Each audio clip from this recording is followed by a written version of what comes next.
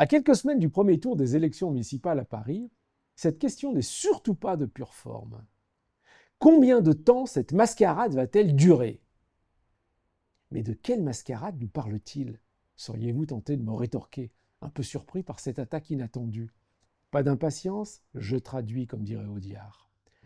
Combien de temps, en effet, le ou la maire de Paris sera élu uniquement par l'électorat parisien? Car mille fois oui, il y a une sorte de mauvaise foi, d'iniquité, de mépris même, à ce que cette élection ne mobilise que les intramuros. Nous avons vu dans ce podcast combien les activités économiques et culturelles de la capitale reposent sur des millions d'individus qui n'y vivent pas et qui doivent se taper, c'est le mot, et ce 5 jours sur 7, des heures de transport en commun, pas toujours fiables, ou de bouchons qui le sont eux. Imaginez que les restaurants, les cafés, les coffee shops et les commerces de toutes sortes doivent faire leur chiffre d'affaires quotidien avec pour seule clientèle la population parisienne. La majorité d'entre eux fermeraient aussitôt boutique. J'ai pu observer de près le quotidien de quelques commerces de l'avenue de France dans le 13e arrondissement, dans ce quartier neuf qui est Paris rive gauche. Leur rideau de fer était tiré le vendredi à 16h et bien évidemment tout le week-end. Quand les banlieusards ne sont plus là, pour qui ouvrirait-il boutique? Quant aux salles de spectacle, pensez-vous vraiment que l'ancien Bercy serait souvent sold out, comme on dit dans ce milieu, pour les concerts qu'il propose si sa jauge se limitait au public potentiel résidant dans la capitale? Et quid du Stade de France et de ses 80 000 places? Sans la banlieue, le Parc des Princes reprendrait vite la place qui lui était dévolue jusqu'en 1998, l'année d'ouverture de l'enceinte dionysienne.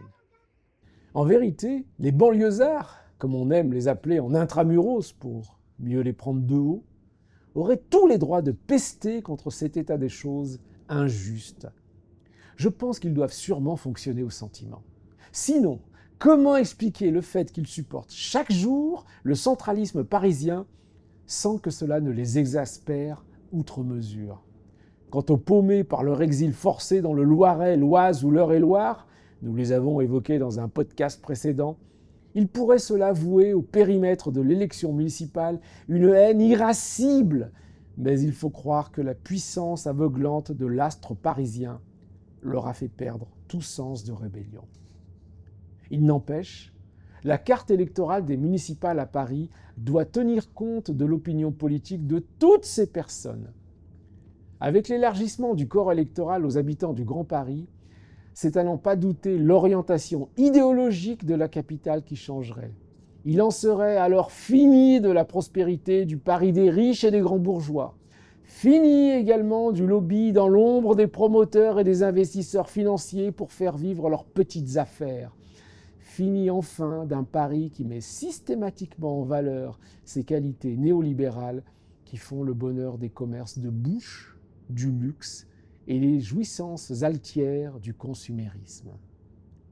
La campagne électorale serait tenue dans ces circonstances nouvelles de s'occuper du réel.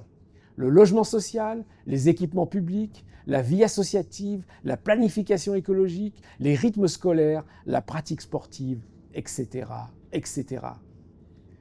Quant aux enjeux régnant sur cette nécessité toujours plus affirmée de rendre Paris attractive et désirable dans la concurrence des villes-mondes, ils s'effondreraient d'eux-mêmes. On ne dessine pas une ville ouverte et accessible au plus grand nombre avec une réalité qui n'est pas intimement vécue. On pourrait m'objecter que ma perception de la dite réalité est symbolique, qu'il faudrait pour cela changer de modèle économique. Très juste, ce que du reste ce podcast a maintes fois défendu. Paris doit sortir de la fiction néolibérale pour redevenir populaire. Seulement, s'il faut laisser la réalité être la réalité, je note qu'un fait politique majeur a eu lieu en novembre dernier dans la ville la plus dévorée au monde par le capitalisme, New York. Son nouveau maire a fait campagne autour d'un slogan « Votez Zoran pour une ville abordable ». Le socialiste Zoran Mamdani y a défendu 4 mesures décisives. Le gel des loyers pour les locataires new-yorkais et new-yorkaises, la gratuité des bus, la mise en place de crèches publiques gratuites pour les enfants de moins de 6 ans, et enfin, dernière mesure, la création d'un réseau d'épiceries géré par la ville qui achèterait et vendrait à des prix d'achat en gros. Rien de révolutionnaire, objectera-t-on. Et pourtant, pour financer ces réformes, il promit de taxer davantage les plus riches avec une hausse de l'impôt sur les sociétés et sur les revenus supérieurs à 1 million de dollars, soit environ 870 000 euros. Aussitôt révélées, ces propositions ont été attaquées par les catégories sociales les plus aisées. Une vingtaine de riches ont ainsi récolté 25 millions de dollars durant la campagne pour alimenter un fonds de soutien à son principal adversaire, Andrew Cuomo.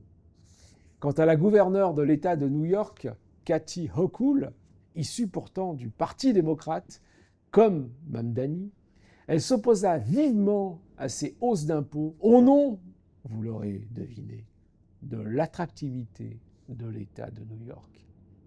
Est-ce que le maire socialiste résistera aux adversités qui lui feront face quand il mettra son programme en marche?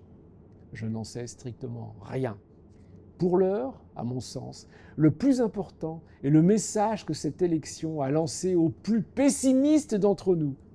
Tout n'est peut-être pas foutu.